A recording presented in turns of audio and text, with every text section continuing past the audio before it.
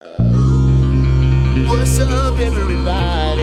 It's Mr. Talkbox. Check it out. You need to like and subscribe. Come on and catch a vibe. Boy, DOA playlist. Let's keep it funky. YouTube family and YouTube world, I hope everyone is well and blessed. That I mean from the bottom of my heart. Do me a favor, please go and like and subscribe to the DOA playlist. I would appreciate it, and you're going to appreciate it too after you hear this conversation between me and this funky dude right here. This my little brother right here. We go back a long time. Long time.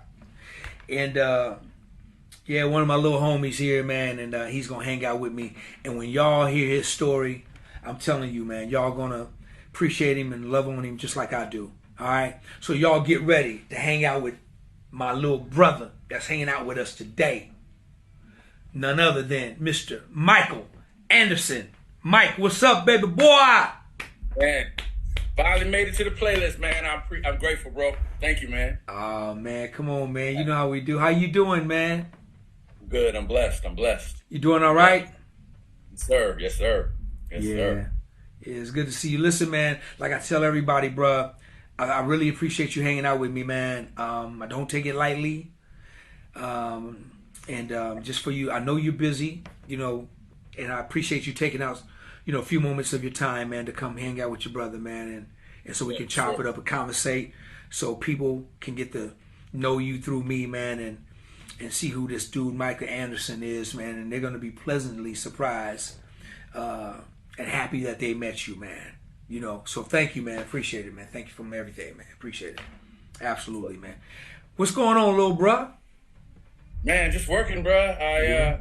Like I told you, man, we got some Christmas music coming out with Cedric Entertainer coming out Black Friday.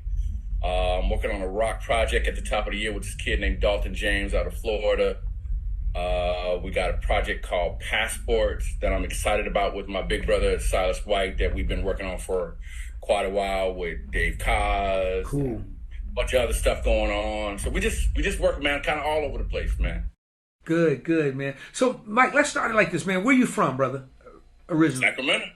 Dude, and the thing that's funny is right around the corner from where you used to live. Man, bruh, you're not supposed to give all that information away. I'm sorry, my bad. We're supposed to pretend like we don't know each other. They got the people, you know, That's right. you're moving too fast, man. Okay. My bad. We're going to rewind it. Yeah. So you born and raised in Sacramento, California. Born and raised in Sacramento, man. Now, Mike, when I met you, you were, you know, I just knew Mike Anderson as a keyboard player when I met you, which was decades ago. Did you come into the business as a keyboard player, or were you playing different? Where did you start? So I started. My actual first instrument was the trombone. But in high school, I started, you know, messing around with the keys and what have you. And but all of my best friends my whole life have either been bass players or drummers. Mike Echevarria, everybody do. All of my dudes that I'm really close with have either been super bass players or drummers, right? And so I played, but just to have fun, man. I played bass just to have fun. And so, but I was a keyboard player. That was because all those jobs were sort of covered. And so obviously, you know, I meet you and you really kind of helped me get my concept together, even just the writing wise or whatever. But I did come into the game as a keyboard. So for the most part as a keyboard player. Let me ask you this. How old were you when you started playing keys? Oh, about 15. Oh, wow. 15. Yeah, so I started trombone 5th grade all the way through high school. And then about my sophomore year, started playing keys. Okay, so what made you want to go to keys from that's a big difference, man. Trombone to keys. So what was the thing that intrigued you to go over there? Okay, so there's a practical reason, and then there's like a other reason. So the practical reason is when you're in marching band and you got to carry that horn, it sucks. But it was cool. Like I enjoyed playing horn, obviously, but and then also carrying it to school was like, you know. But then as I got older, and then so 15, that's probably roughly 84ish. That's Purple Rain era. Prince was a big influence, man. And so, like I said, all my friends were already playing drums or bass, and nobody was really playing keyboard. Arthur Griffith, one of our other friends, was playing guitar, and so the little group of guys that I was hanging out with, and so it was like, you know what, I'll just go play keyboards, and that's kind of how I landed there. Wow. So now, when you jumped on keys, Mike, how was it something you were serious? Well, I know you were serious about it, but how much time did you put into nurturing the keyboard? So how much time did you spend on practicing and Wow, man. Okay, so I'm gonna answer that question in two different ways. So high school era, my mom, God rest her soul, my mom on my 16th birthday got me a piano for my birthday. So literally, my mom said, "Don't go in your room till I get home." Okay. So I get home, open my room, dude. I had an upright piano in my bedroom. So anytime I could, I was on that piano. But then, as you know, I moved to France when I was 20 years old, 19, 20 years old. But when I came home, and I lived there for a year, when I came home, if I was in that house, I was rehearsing. Every day, dude. Every day. You would come over, hey, play this way, and give me the Steely Dan chords and all the stuff, that the wisdom that you imparted unto me. I rehearsed, man. I rehearsed like my life depended on it, because that's what I wanted. So Mike, now you're 20. How old are you now? About At that point, about 2021. Okay, 2021. So, being from Sacramento now, how active were you in the community? Like, were you in any of the local bands? Because, there was a rich musical, history with Robert Brookins and Jay King and all those guys. So, were you in any bands or top 40 bands or anything? Did you do any of that? No, man. You know what? Only thing I did locally, I sang in choir. I didn't even play at church. I grew up at Shiloh, and I didn't even play. I sang, but I was blessed, man. I went from my mama's house to TV. I was able to sort of figure it out in that way. But I did try. I mean, that doesn't mean I didn't have some friends that we jammed and tried some stuff. Another good friend of ours, Florentino Buenaventura, had some artists that he had, and I kind of worked with them, but nothing really popped. The first real gig I did was with Tracy Spencer. So of course I remember it all so well, man. You, G1, Little Brothers,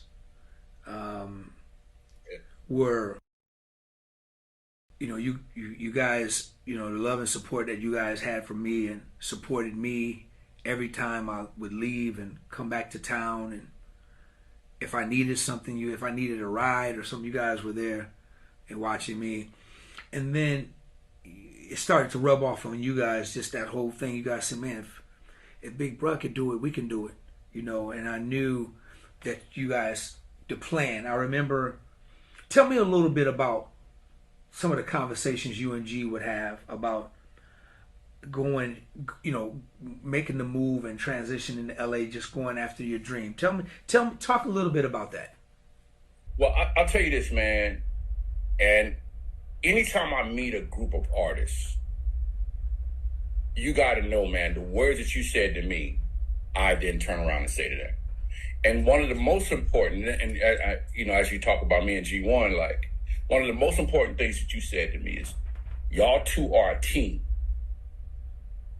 And I think for G and I, and it's still true to this day, you said, hey, y'all go in the room. If he say yes, you say yes, even if you think no. because what happened is that it allowed nothing to get behind us, man. We always had somebody we could trust. We always had that. And I think, you know, if you're blessed to have a relationship where you can go, hey, that's my partner right there, then there's certain rules that should go into that partnership. You know what I mean? And so when G and I would drive to LA, those are the kinds of things that we would talk about. All right, man, so when we get down to this rehearsal, man, we're going to do this or that or whatever. And even as our career started taking off in different paths, we still always had that, you know. And, you know, even quite frankly, even when I got my first bass gig, which was a shock to everybody, you know, it was him that I called. I was like, yo, man, you know, what do I do? And so in that way, man, that partnership really, having somebody that has your back in that way, like, just like, you know, and we kind of saw ourselves like you and Flip, man. You know, we saw ourselves like, hey, Big Bros did it, we could do it too. And y'all did. So you guys make up in your mind that you guys are ready to make that move. You ready? You are ready to move. How did you lay it on your family, man? How did you lay it on your mom and your pops, man? Well, I think it was, you know, for my pops, it was probably not as pleasant as he would like. But trust me, I know.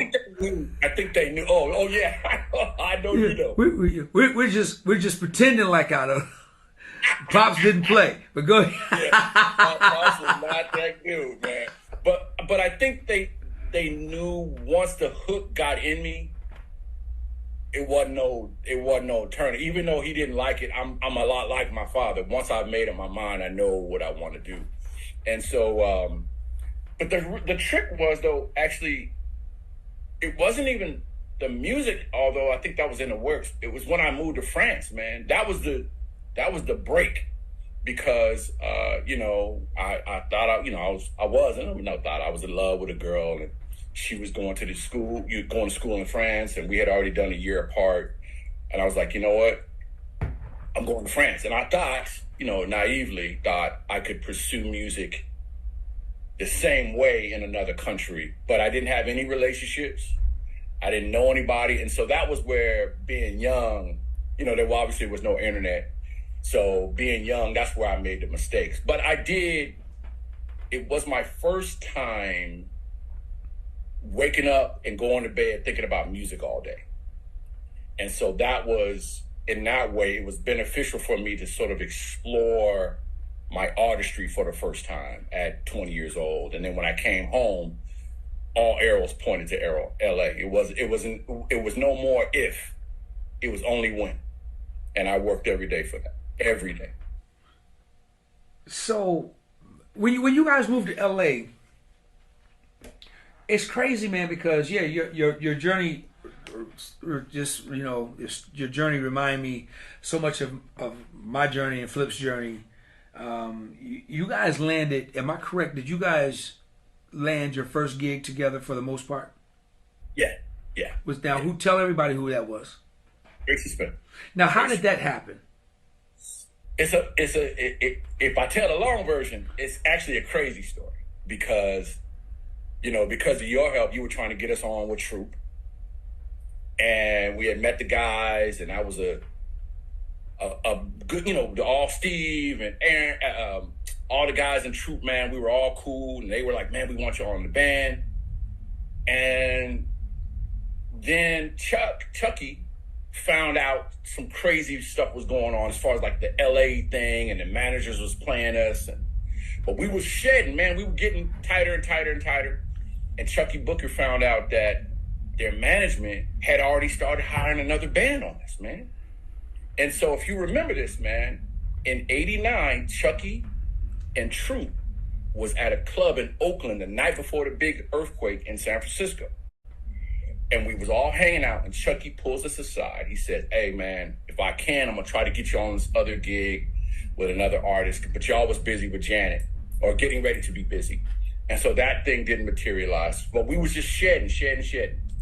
And then another good mutual friend of ours, Bruce Sterling, called to have us come audition for the Callaways, which was another thing. It was one of those gigs that was like circulating, oh, this might happen, that might happen. And then we went audition for the Callaways, and they had already picked a drummer, but they wanted to play G to play anyway, because we drove all the way down. And then they called me back, but they knew, hey, he ain't never gigged before, so it was a one keyboard player gig, and they were a little bit nervous about somebody that's completely green having to carry all the stuff by themselves.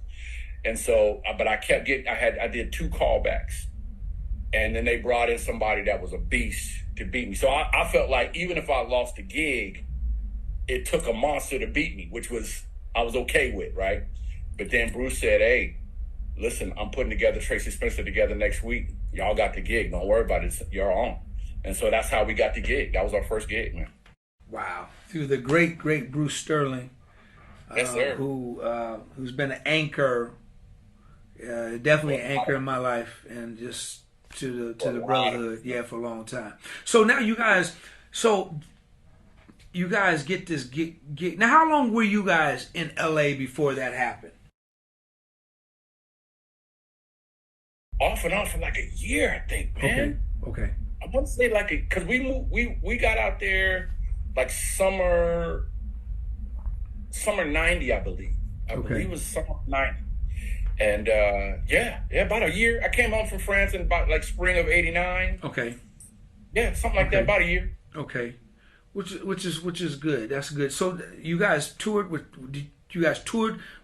Tracy, and you guys did some TV shows. What was that run like? Man, listen. We did Arsenio. At the time, it was still called The Tonight Show with Johnny Carson, but Jay Leno had just started.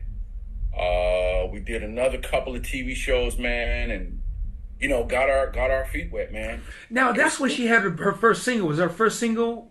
It was actually her second record. The second record. Okay. This House, I believe, was the first tune that we did, and then when I left, they went back and did Tender Kisses and all those other tunes. Oh wow! Okay.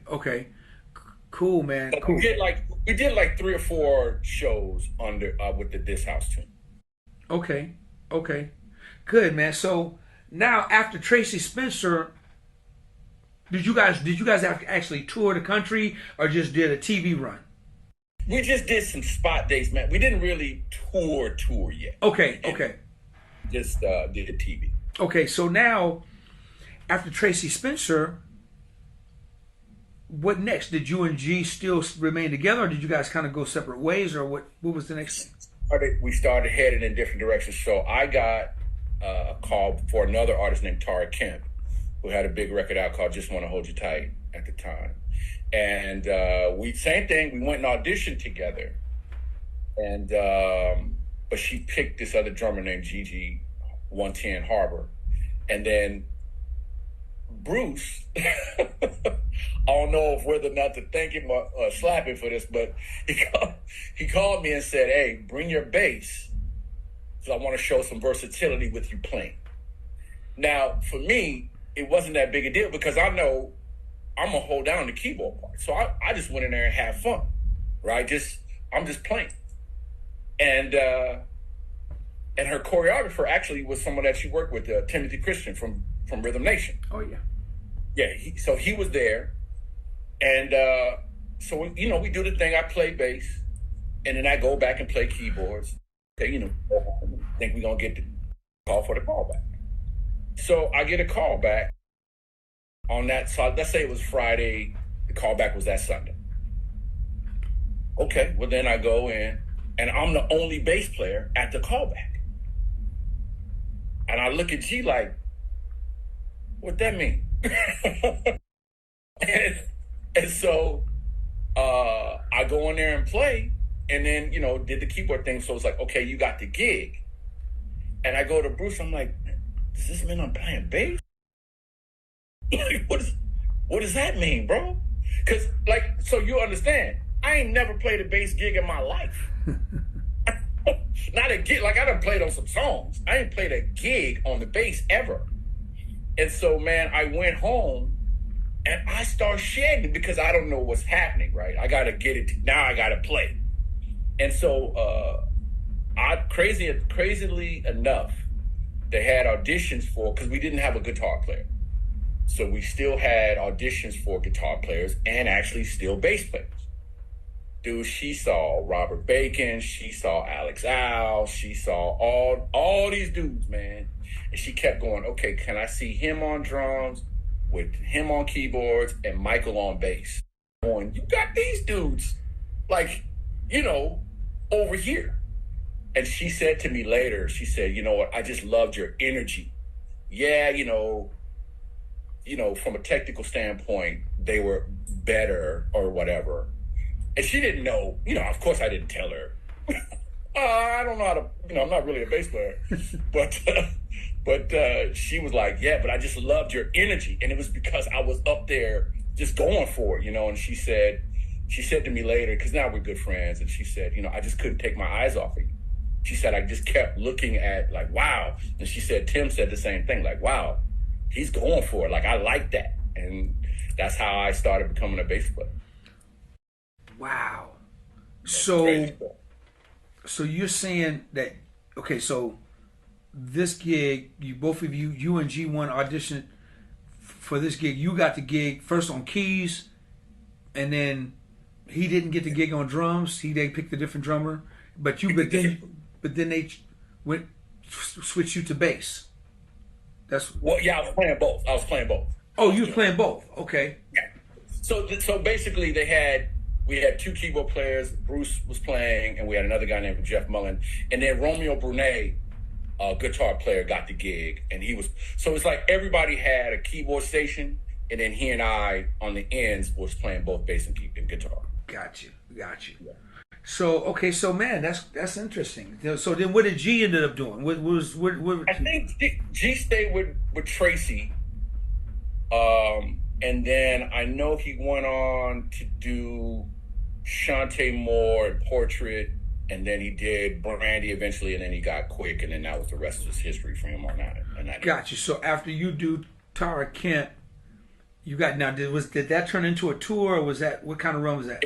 No, that turned into a real tour. We did. Okay. I think it was the last of the Club MTV tour we opened for. It was Tara Kemp, Gerardo, Color Me Bad, CNC Music Factory, BBD, and the Tonys was on that tour. Wow. Yeah. It was a big run, man. It was a big run. We did like 3 months across the country. That's awesome. So then after that, after Tara, now you this, because I remember the switch. Now you're more known as Mike Anderson, the bass player. Yeah, it was weird, man, because it was like a period where it was almost equal, and then people, I think people just, they know you by what they see you doing. Right. And they just started seeing me as a keyboard player. So anytime if there was a double, where I needed to play like an auxiliary part, people were like, you could play. I was like, this is actually my first instrument, which was always kind of funny. But yeah, so there was a period like in the middle there, but like right around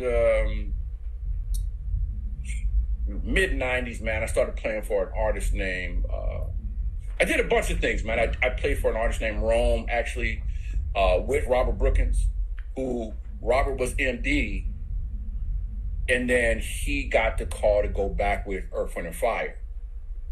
And Bruce had put that together, and Robert told Bruce, make Michael the musical director. So that was one of my first MD gigs, and then I did that, and then right after that, I did another artist named Savory, who was like an American Seal, like kind of a soul rock vibe. And so I was his musical director. I had Cassandra O'Neals, who went on to play with Prince on keys, Toshi Yanagi, who's in the Jimmy Kimmel Band now, on good. Actually, the drummer too, Jonathan Dressel, all these guys. And so we opened for Sheryl Crow, Bryan Adams. Over in Europe, we did a bunch of stuff, and so it was sort of so now I'm starting to become more of a full-time bass player. So you went over to Europe. Did you make it back to France to see your old Who rider over there? What happened with your old Who ride? I actually did. Actually, the France thing was actually a really cool story too. So the tour started in Copenhagen. We ride the bus to Paris. We pull in about 4 o'clock in the morning, man, and at that point I hadn't been back in France in years, man. And I get up and I walk around, and I woke Toshi up. I was like, man, come on, man. I think he used to live in this neighborhood. So we walk around, man, and I found places that I lived in. And if you've seen the last John Wick movie, the scene that they do at the very end in front of a church called Montmartre, that's where we were playing. And so I walked up on those steps, man, and oversees the whole city, man. It was beautiful, and this whole moment. So I walk down, we go to the venue, and Cheryl and them and her band are finishing up sound check. And they're playing this tune, and this guitar is like murder. Mm-hmm. And they go, oh, Cheryl sees us walking in, so she says, hey, guys, let's get off the stage so Savory and his band can get on. So we walk on stage, man, and I see this guy, but I didn't notice him at the last gig. So we start doing sound check. Dude, Cheryl Crow and this other man walk out and sit down and watch our sound check. That other dude was Eric Clapton. Oh, wow. Dude, they sat there and watched our whole sound check. And, we get off stage, man. Everybody's obviously freaking out because it's freaking Eric Clapton. And he comes up to me and says, we met before, yeah? And I'm like, yeah, okay. But it was cool, man. And, so we did that run for about 2 or 3 months, I think it was. I can't remember now, but that was a great run for us, man. And cool. We were in Amsterdam one time. This is toward the end of the run, and this is the If It Makes You Happy record for Cheryl. That was that big record.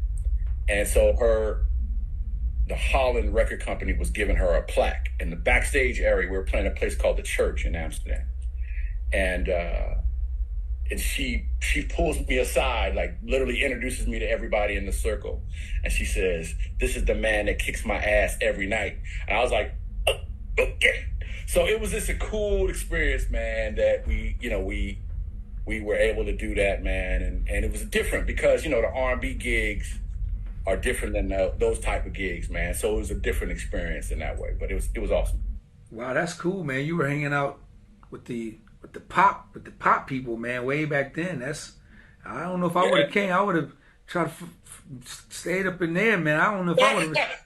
Well, man, it's I'll tell you this, man. It's always been a tug, and man, I've been all over the map, from the pop thing, the R&B funk thing, to rock. I've been kind of all over the map creatively, and and I think about it like this. First off, when I asked God for music, I didn't necessarily say I just want to play R&B. I asked God for music, and I recognize that my career has been a reflection of the things that I like. You know what I mean? I enjoy Rascal Flatts and the country thing, and I did that for a long time. I enjoy, obviously there's a pop side that we all have to kind of be a part of, and so in that way, like I know I've been blessed, man, to do the kind of music that I enjoy. I've been blessed to work with some significant artists.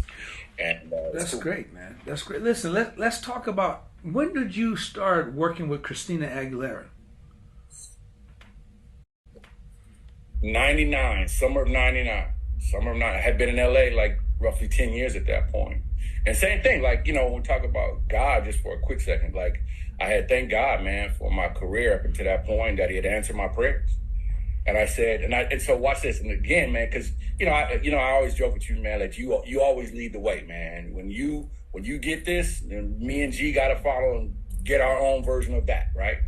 And so I said, Lord, I'm ready to go to the next level. I've been playing with a bunch of sort of, mid to upper mid-level artists, but I was ready to go with somebody. And I prayed, I said, Lord, I want to play with somebody so big that all I got to do is say their first name. So of course I'm thinking Janet, Prince, Seal, those kind of people. And dude, 2 months later, man, I started playing with Christina. And I was actually, funny enough though, I was doing my rock project. I was in a rock band, kind of like a Rage Against the Machine thing. Shout out to Ash Malicious, all my brothers in that band. And Bruce calls again. And he says, "Hey, what you doing next week?" And we were in the studio mixing we had got a thing with Warner Brothers. We were mixing, and I said, "Man, we finishing up today. What's up?" He said, "I got this girl named Christina Aguilera that's doing Jay Leno on Friday. Rehearsals tomorrow." They were, and so I went in, and then we do Genie in a Bottle. We start rehearsing again the following Monday for another 2 weeks. We go to New York. We did a long, so we did Leno, we did Rosie O'Donnell, David Letterman, Good Morning America. And boom, Genie in a Bottle's #1, 6 weeks. And then it was like, oh, okay. And then What a Girl Wants blows. Same kind of run. Leno, Rosie O'Donnell. Like, we did the same TV run again. What a Girl Wants, #1, 6 weeks. So that gets us through the top of the year. And then Come On Over comes out. Like, that thing went #1. And then she wins her Grammy for Best New Artist in February. Now we out of here. And so it was sort of, one of those things where it went really quickly. But man, once I got the gig, man, it was like, oh, now we're in a different conversation. So after a gig like that, how did it change? What did it do for your value, your career, your money, your lifestyle? How people looked at you, and so how did your business change after that, or did it? It changed in a few different ways, man. And one thing I got to give another shout out to our boy Alex Alessandroni. Alex was musical director, and he made me sort of his assistant, at MD. So that helped in terms of my musical director credits, and then just in terms of the vision of being able to take a show, because it's a different thing, man, to play a show at that level. It's a different thing to think about it from a production standpoint and all the ways that those use. Of course, it increased, the rate changed significantly, in terms of, what the base rate was. And then, but something else also happened, and that was, I remember, man, this is in the early days of AOL, and I remember seeing this headline that said, "See Christina Aguilera's brand new Hollywood home," or whatever. And I asked myself, I wonder how many bricks I helped pay for in a house that I'll never see. And so it made me want my own projects. It made me want my own thing. Like, listen, I still enjoy playing. But in the end, listen, as significant as Janet was for you, as was Christina for me, it's like when we go home, that's it. It's not ours. And so for me, since that, what that made me want was really something that belonged to me, that I had an equity stake in, you know what I mean? And that really sort of changed. So then, I was already writing and producing before then. I had a tune on Adina Howard's first record. I had some jazz records out. I'd done some stuff with Eric Benet and a few other artists, but I didn't have anything that was mine. And so that's right around 2000, right around then, it really changed for me, man. Interesting. Yeah. So that was like a wake-up call for you to say, the light switch came on, and the ding, ding, ding moment was like, okay, now I want something as good. I'm not trying to get nobody else's piggy bank. Hey, you make your money and build a $50 million house, that's on you. Good for you. But you look at yourself and say, I'm trying to do the same type of business you're doing, right? That's fair enough, right? It's like, however you're doing your business, I want to do my business the same way. Right. And so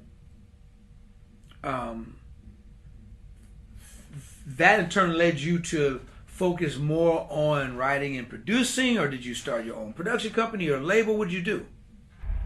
Man, and listen, man, quite frankly, I made a lot of mistakes, man. I made a lot of mistakes, not in terms of detrimental, but just in terms of like, oh, I could have did that better, could have locked this down. So I just started with with what I knew, in terms of, I started with friends. I had some friends that were putting together a rock project, for example, and they called me to help put the band together and whatever. And so, but as we moved forward, we didn't lock down the business piece. We were just working on music, right? So when it came to lock down the business, everybody got amnesia as to what I helped put together, right? So that was mistake number one. Then I had the second thing that I did was actually a little bit more successful. I found some kids out of Oklahoma called Midwest City, man. These boys they were rough, man. Boys could go. We got them a deal over at Motown, but as life would have it, my mother passed away in the middle of that. And so I kind of had to take a step back.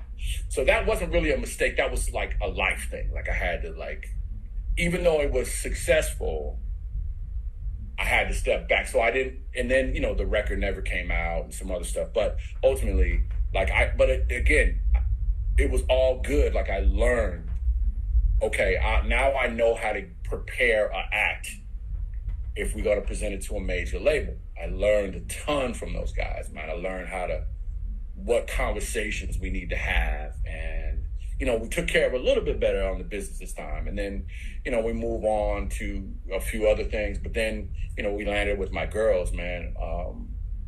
Auburn Road, my country act. And so, I developed them from the start. They were 13 and 14 years old, man. Paxton, Kristen, and Alicia. And I developed them all the way from the beginning. And then I partnered with my buddy, Silas White, my other big bro. And we got them a deal, good independent situation. So all the business part is right now. The music part is super right. And then the pandemic happened. Wow. So literally we were on tour, man. We were opening for Toby Keith, Morgan Wallen, Rascal Flatts. We were doing all that stuff, man. And you can't do nothing about a global pandemic. So but again, these are all learning experiences. These are all things that were, as far as, forget I'm going to say something that sounds crazy, but monetary side part aside, it was successful because we got it out. We were able to see it come to fruition. It just wasn't able to see its full potential. That's the difference, I think. So how much time, because that group was incredible. Was it 4 girls? Was it 4 girls? 3 girls. 3 girls? Man, that group, Aubrey Road, right? They Aubrey Road, yeah. They were incredible. How much time did you invest? How much time and how much money did you invest in that project? Man, it was because they were so young, man. And listen, shout out to the Paulson family, the Brown family, and the Martin family, because when I came in, I just said, listen, what I want to do is let's just make them good first. I really did a real artist development thing. And they were working with other vocal coaches and other things. And you could have technique and still not sound right. And so it was like, look, let's just wipe the slate clean. Let's rethink everything, man. And so the parents, man, did something that I didn't even ask for. They homeschooled them. So they would go to homeschool and they would be at my house at 3:00 every day, Monday through Friday, like a job, bro. And but in that way, we were able to sort of accelerate the process. You know what I mean? And so by the time we got to maybe 2.5 years of that, where they're 15, 16 roughly, I put out a first record. I went to Nashville and we got some of Nashville's finest, Rich Redmond, who plays, actually all of Jason Aldean's rhythm section played on my first record. I had a guy named Danny Rader who plays with Keith Urban, played up most of the guitar stuff, man, who was super dope. And they took care of the country stuff that I didn't know yet. But I knew it if I heard it, kind of stuff, And so, but we spent, on that first record, man, and that's not counting artist development time. But we probably spent about 10 grand roughly, something like that. Our budget was in that range. And, country music audiences move a little bit different. So we actually did physical product for that. We did it because I knew, and this is sort of a independent music thinking. It's one thing that's cool to say, oh, my music's available on iTunes or Spotify or whatever, but that may not turn into a purchase. And so, fortunately, the country music audience still consumes CDs, actually, which seems kind of weird in 2023, but they do. And so, in that way, I was able to sell CDs at every gig. So between, CDs and gigs and whatever, I was able to recoup within about 8 months. Wow. So it was positive for us in that way. You know what I mean? Like Auburn Road was an expensive thing, but it didn't go super in the red like that. You know what I mean? Like we made our money. We didn't become rich, but we were able to be buoyant and hire a band and stuff like that. You know what I mean? If that makes sense. Where did the name Auburn Road come from? Funny enough, so when I first met them, they were called a horrible name. And but they were rehearsing out in Granite Bay, and Auburn Road is a road here in town. And so I was like, oh, Auburn Road, and it's cool because it's a color and it could be feminine, but it also ties them to where they're from because the girls are from Sacramento. And I was like, yo, this is a whole way that Sacramento can be a part of that universe. So that was part of the name. I remember when the pandemic hit, and so basically, how did the pandemic, I don't want to say destroy everything, but just stop everything? Let's say that. Well, it hit us in many ways, man. One, we were on our radio tour. We were in Charlotte, and we were in Georgia, we were in Virginia. We were all over the place on the eastern that part of the country. And literally our last meeting was at one of the big radio station, conglomerate, Sirius FM in Atlanta. And they hadn't quite shut the country down, but people were shaking hands by kicking each other's feet at the end of that meeting. So we go home, we're on it, we got a whole squad, man. We got, publicists, we got radio promotions team, we got video promotions, because we had a big video that we did and the whole thing. And then all of our radio meetings, all of them, went off the schedule. And it was like, But everybody's like, oh, this thing will be 2 weeks, 3 weeks, we'll pick it back up, And then it was like, yeah, indefinite. Uh-oh, now we in trouble. And then, we had some other things just in terms of personal stuff. Some of my girls went through some challenges, some personal challenges, man, that now that the pandemic set in, made really significant for them. And they were like, I don't know if I can do it anymore. Because it was, it was a lot of work, man. It was a lot of work, a lot of emotional work. And now they're 21, 22 years old. And now their lives are in a different gear. And it was like, oh, man, it's about to fall apart. And so slowly but surely, it just fell apart, in that way, without getting way in the woods on the story. But Got you. It got a little challenging. After the pandemic, it got challenging on a personal level that was almost insurmountable. Got you. So now, we did try to keep it together, though. We did try. Is there music out there that people can go listen to? Yeah, there's Auburn Road. There's stuff still on Spotify and iTunes and what have you. The music that was released is still out. Okay, good. Yeah. So that kind of brings us to where we are now. Man, what are you doing these days, little bro? What are you into these days? Let's talk a little bit about that. Man, I'm producing. I'm doing some artist development. I have a kid out of Florida that I'm working on now. His name is Dalton James. Kind of a pop rock vibe. I have a song coming out on Black Friday, actually, that we did with Cedric the Entertainer, a Christmas record called The Soul of Christmas. It's a title cut for The Soul of Christmas. Also with Silas White, my boy Silas brought me in on that. And then we have another jazz record that we've been working on for a while. It's going to be called The Passport. It's sort of a compilation. It's got Dave Koz on it and some other artists. And so I have 4 tunes on that. And then there's another thing that I'm working on, but I'm not yet ready to launch, but I want to do a project on myself after all of this music for everybody else. But I'm going to do a thing on myself, sort of like a funk jazz, like a Madhouse. You know, I'm a big Madhouse Prince fan, man. And so I want to do something kind of in that space. And then, I got a gospel record coming out with a brother from Fairfield named Nathan Justin.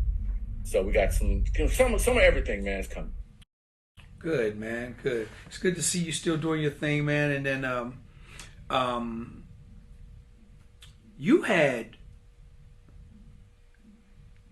did you come back to SAC and then transition back to LA and then back to SAC, or how did that happen?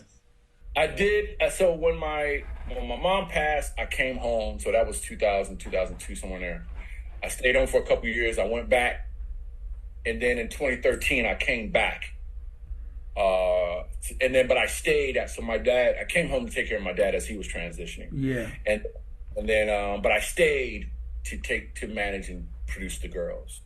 And so now I'm probably going to point my arrow back to LA simply because the speed of the game is a little bit quicker. You know, it gets tough. And listen, and let me be clear, I love Sacramento, man. I love our town, bro. And there's some things that are coming in the next maybe 5 to 10 years that are going to make Sacramento, I believe, a hub again in terms of what the city's going to do in terms of expansion and things like that. I think Sacramento, because of the amount of talent that they have here, it could really be a real, especially for live music, if they do what I think they're going to do, it could really be another hub. But it also gets tough, man, when most of the people here, music is really sort of an expensive hobby for them. Right. And so and even, conversations that you and I have had offline, man, like their pace of doing things it's frustrating, man. And so, and that doesn't mean that it's not frustrating in LA, but people want to get things done. You know what I mean? And so, when it takes you 2 years to do 2 songs, man, it's hard, bro. It's hard. And so, but but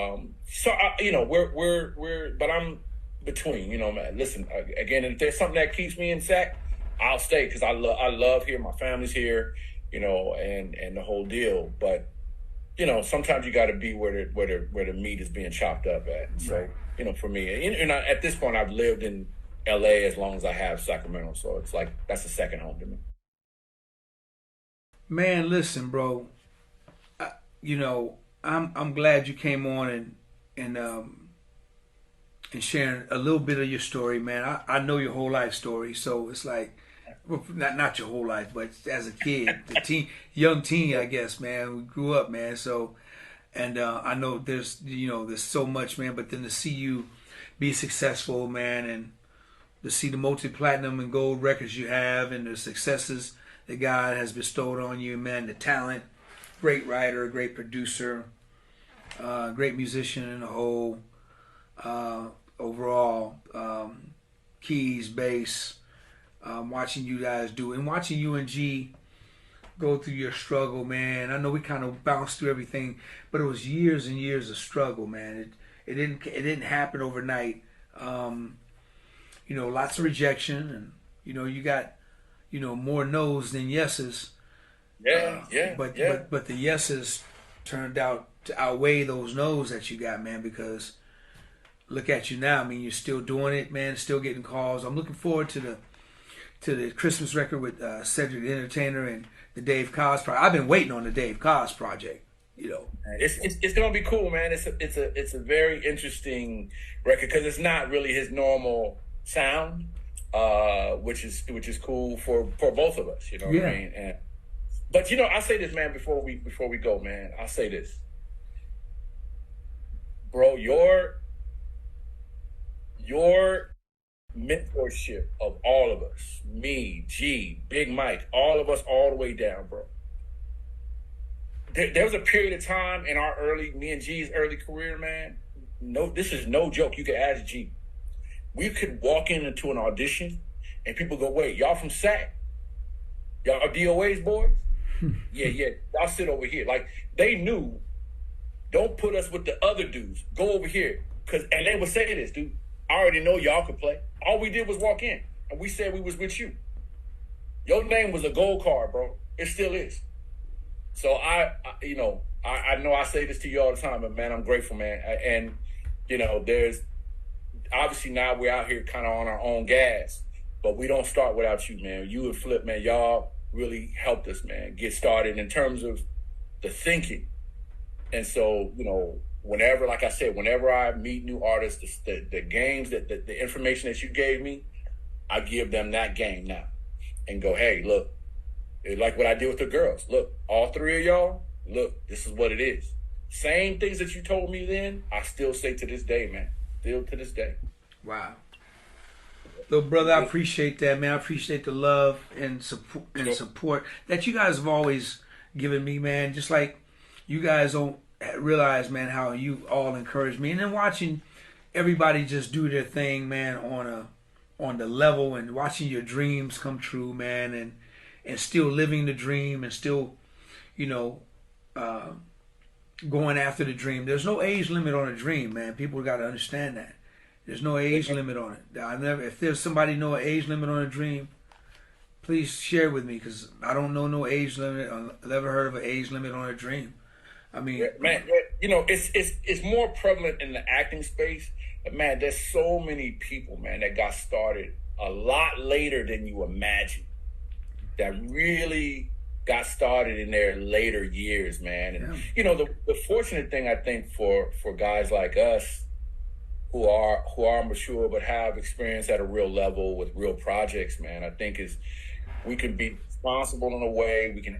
Our vision is a little bit clear now. Now we know how to, okay, A got to go to B and B to C, and more realistic about it, more real. Yeah, absolutely. Go ahead. Yeah.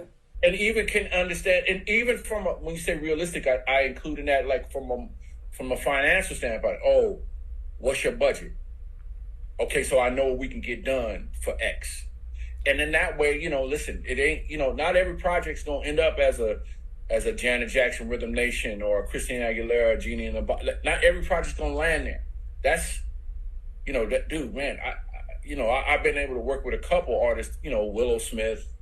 You know, we did that, and then, you know, a few other artists, man, but dude, nothing, you know, in terms of record sales was that big, right? And so you learned even from a budgetary standpoint, like, oh, we can get this done. We can for sure. And it'll be, you know, because one of the things that I learned is there ain't no scalable way to work. You paying me this work and I'm going to give you this. I always work this way, no matter what the number is. And so, but what I have to do is measure myself so that I'm not killing myself if you're paying under a certain rate. And these are things that, you know, that you've been able to help school us on, man, in terms of, okay, look, you got to do things this way. If they're coming to your studio, budget it this way, those types of things. But man, the dream is still alive, bro. The dream is still alive. Mike, let me ask you this. So there's a kid that comes up to you and that's been following you and G1's careers, and they've watched you from the very beginning up until you know now, or they know your story. Let's just say that they know your story. They've heard about you. They've heard you interview about your story, and a kid comes up to you and say, "Hey, I want to, I want to do it the same way that you and G1 did. You guys left the nest. You guys left home. You guys just went for your dream, not knowing how you were going to survive. You guys moved to LA. You moved to a big city. And at that time, Sacramento was really more country than it is now. Sure. And at that time, there was no internet, no nothing. You know, this is a different time now. So a kid comes up to you and says, hey, you know, I want to do it the same exact way you and G1 did it. What advice do you have for that kid? Wow. Man, the first step, man, is you better get you a prayer life. That's the first one. Because, and I'm gonna tell you, well, I'll tell it in the course of this. The first one is get a prayer. And then second, inside of that prayer is get you a vision, man. Know at least where you want to point your arrow at, man. Because there are so many things that'll come along that'll pull you one way or the other, that if you don't know where you want to go, you can get lost and be like, how did I end up over here, you know, doing whatever it is? So I think, you know, get you a vision, and then put the work in, man. Put the work in. What you said is 100% true, man. We got a lot of no's, man. That whole year with that troop thing, all that mess, man, dude. We thought, oh, dude, we go 10 minutes. We gonna get that call. It was a year. And we were shedding every day, man. G's dad used to have a house over here in the hood, man. We would be in the living room shedding for nothing. but we didn't lose focus. There came a point where it was no more if, it was when. But we also knew that because of the work we were putting in, man, and you know, the relationships that we started making with the Bruce Sterlings and the Alice Alessandronis and the Organ Brothers and the Chucky Bookers of the world, like all those kind of people, man, we were making headway. And some of those names, like yourselves, also opened doors for us in ways, you know, that we may not have been fully aware of, but we knew, hey, if we say DOA, somebody gonna go, oh, y'all with him? Oh, okay, cool, come over here. And so in that way, then you get in there and you gotta still deliver, man. You still gotta, all that stuff helps, you know, and then also make sure your stuff is competitive, man. You know, we learn how to listen. We learn how to listen, man, and really be a solid team player in that way, and those kinds of things, man. But you know, it's a lot of work, man. It's a lot of work, and you know, once you get you some big brothers, you know, you were talking about, you know, leaving. You're 100% right, man. Like leaving Sacramento back then was. I used to say LA seemed like it was on Mars. It seemed so far away, you know. But the first time, man, you was playing with Karen at the time, actually. And you called me and you was like, yo, man, you need to be out here. And so, you know, again, we talked briefly about my father, man. I went in and talked to my mom, like, hey, you know, Derek said I can come out, blah, blah, blah. My mom said, as soon as your dad said yes, you can go. Allah. Right? Dude, I went in there and I said, hey, Dad, you know, told my dad, you know, I was going to go out and hang out with you at the Karen White rehearsals, whatever. And I was like this. My dad said, when you coming back? Oh. So I said, I'll be back Sunday. Dude, and it was, so this is the thing, watch this. So it's the first time I ever drove to LA by myself.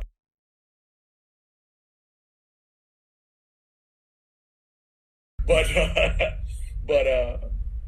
so I drive to LA, man, and you know, ain't no cell phones, ain't no nothing. Dude, I'm driving. I get into LA, and something said, get off right here. I just get off. This is back in the day with payphones. So I get on the phone, I call you. Dude, I am literally right around the corner from where y'all was rehearsing, right? And so in that way, man, I just learned, man, that's why I started with the prayer life, because I know God has ordered my steps, man, bro. When I could preach for an hour on how many times when I recognize that power. Yeah. Then even the hard parts, there's light. You know what I mean? There's light at the end of the tunnel, man. And so, listen, there was many days, man, with Auburn Road where I was going, what am I doing? Because it's country, man. Like, I'm a casual fan of country at that time, but not like trying to do it, dude. You know what I mean? And, it needs to be authentic. I know it can't be sort of R&B with guitars. It has to sound like that. And, man, and then they were young girls, so I'm trying to teach them about the music business and singing and all that at the same time. I'm going, man, if this was just a pop thing, it'd be way easier. But it was like, I had a vision for something, man. And so you have to stick to it. Luckily, I had, 3 families, man, that believed in the vision that I had for their children. In fact, one of the girls, Kristen Brown, she's on The Voice right now, and she's doing really well. And so, but I know, listen, I played a small role in her understanding what to do and to get on a show like that and be successful. And so in that way, man, those are the things that I know I said a bunch, but I would start there. All good, man. Well, listen, bro, I've held you, man,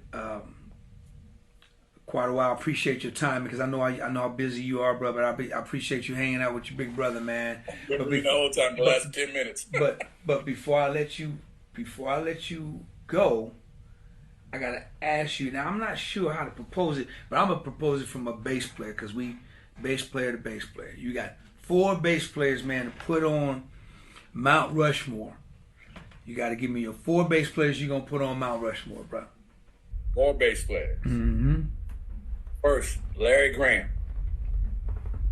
Second, Marcus Miller. The third is Prince. The fourth is you. Yes, sir. Okay, try another one.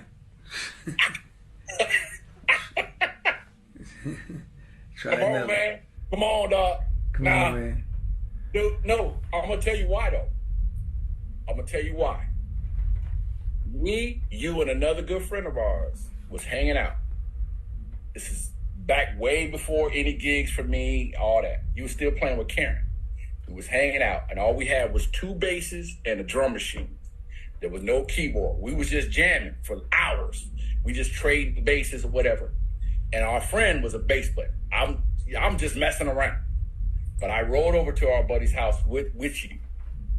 And this day, you said to me, I know you're not really trying to be a bass player. He said, but dude, I like your feel. You said that to me. And so, dude, your encouragement, even though at the time I was obviously a keyboard player, your encouragement of your feel was good. And listen, obviously you could tell I didn't have it all together, but the basics of it was in there. And so that has been a guiding principle of all of my playing, from keys to, bass to guitar to vocals, whatever. It's really looking for that feeling, man. And so that's why you on there, bro. Like you're the cornerstone of my musical understanding, man. And, those other guys, listen, you can't be a funk bass player and not have Larry Graham on your list. Marcus Miller, for me, gives you all of the elements: tone, feel. He could solo. And he's melodic in a way that's like, Yeah. And then Prince, of course. Come on. So in that way, but all 4 of you have done something for me that's like, I still use these things to this day, man. So that's the end of that. Well, man, I right on. You 3 out of 4 ain't bad, Oh, here you go. Yeah. Hey, man, listen, before I let you go, man, tell everybody how they can find you, Mike. On IG, I'm President Anderson. That's where you can find me the most of the time. President Anderson. Y'all will follow my brother because he's got some great stuff. He'll take you up underneath the lid of some of his productions, how he creates, how he stacks vocals, how he puts arrangements together. Just go hang out with him and go support his music, his artists, anything. You go Google him and you'll find a whole bunch of stuff out there. And support my brother. And man, listen, man, I'm proud of you, bro. Just like UG, all you guys, man. I'm proud of you guys of the work that you guys have done and success. You guys are, great men, man. Love God, love your families, man, and and the honor that you have, man, the respect towards people, man, is second to none, man. So I really appreciate you, little bro. Thanks for hanging out with me, man. You know I mean that, man, from everything. Yes, sir. Look, you too. Go and like my page, support my page, subscribe and like, and get to know this brother right here. And give it up for this brother right here. My little brother, the one, the very only. Keys, bass, all that. You funky. My little brother. Give it up for Mr. Michael Anderson. Yo, thank you, bro. Thanks, bro. Appreciate it. Appreciate you, man. Love you, boy. DOA.